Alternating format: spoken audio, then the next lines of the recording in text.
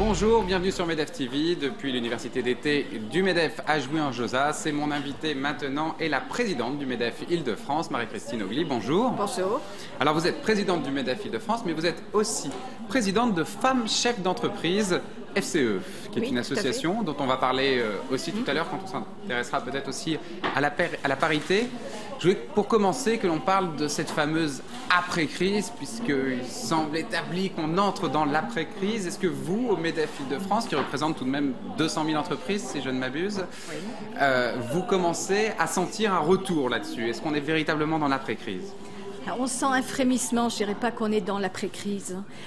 Les entreprises commencent à être contactées, à avoir des demandes de devis. Moi, je le sens aussi dans ma propre entreprise. C'est vrai que là, depuis juin, j'ai vraiment des contacts, des gens qui me disent « bon, je voudrais former des gens, j'ai besoin d'avoir un devis, etc. » Donc, c'est un signe que ça bouge.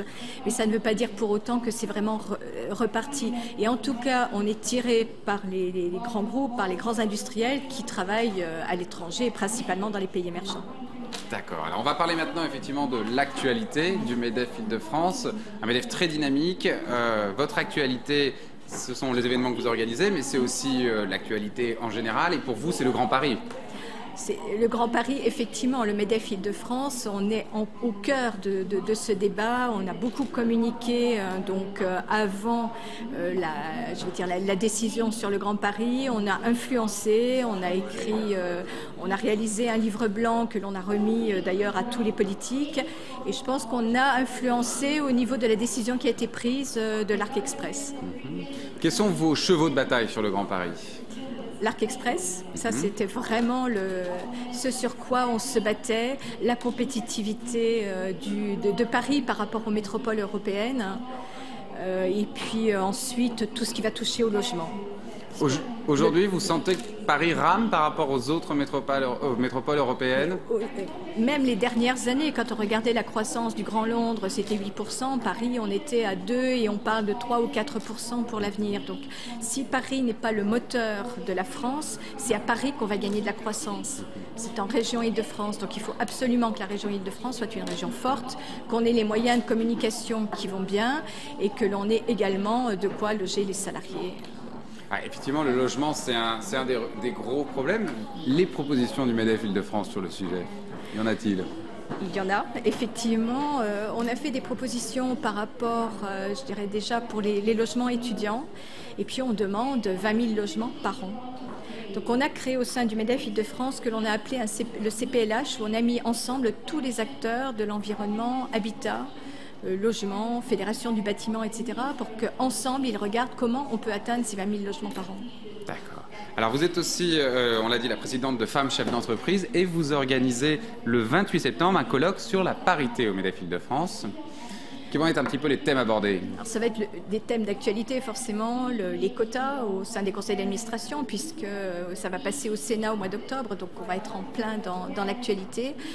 Et puis surtout faire un état des lieux, voir quelles sont les évolutions que l'on peut avoir dans l'entreprise. Parce que quand on nous parle du plafond de verre et que l'on nous parle des quotas dans les conseils d'administration, il faut quand même voir qu'avant, il faut qu'il y ait des femmes qui soient prêtes à y aller. Donc ça commence très tôt au niveau de l'entreprise, la différence au niveau salarial. Donc toutes ces thématiques vont être abordées. On aura Jean-François Copé, par exemple, qui va venir débattre avec nous. Et puis on aura des pour quotas et des contre. Pourtant, les politiques ne sont pas le bon exemple de parité. Non, justement, c'est pour ça qu'on va pouvoir les titiller un peu. Alors cette parité, vous, au MEDEF Île-de-France, elle existe? Au niveau de l'équipe, c'est même plutôt féminisé. Oui. Ça, c'est très clair. Et puis, avec une présidente de région. Mais si on prend au niveau des régions, au niveau du MEDEF, ça y est, nous sommes 2. Il y en a une dans l'Hérault qui vient d'être élue. Donc, nous sommes 2 présidentes de région. C'est bien. Par contre, c'est un thème sur lequel forcément on travaille, mais on travaille aussi avec l'association des femmes chefs d'entreprise, bien sûr. Là, on s'est mis en ordre de marche pour les élections consulaires à la Chambre de commerce. Donc, deuxième thème d'actualité, puisque la parité, donc, elle ne sera pas forcément mise en place pour les élections au CCI, mais par contre, on va faire en sorte qu'il y ait plus de femmes dans les chambres de commerce. Et au niveau de l'association des femmes chefs d'entreprise, on a décidé de faire, après les élections, de les noter en fonction des bons élèves et des mauvais élèves, et on publiera la liste. Alors, est-ce qu'au-delà de tout ce qui est légiféré sur la parité, etc., il n'y a pas de la part de votre association comme la vôtre aussi une démarche pour encourager les femmes? Parce que parfois, est-ce que les femmes ont peur de se présenter ou n'osent pas se présenter à ce type d'élection ou à ce type de responsabilité? Alors, le but premier de l'association des femmes chefs d'entreprise, c'est vraiment celui-là, c'est encourager les femmes à prendre des postes dans la vie économique. Alors après, il y a l'aspect réseau, il y a l'aspect information des femmes chefs d'entreprise, mais vraiment le but premier, c'est de les encourager à aller chercher des postes, à se présenter. Et là, en ce moment, on est en train de faire beaucoup de travail sur le terrain pour qu'elles se présentent pour les chambres de commerce.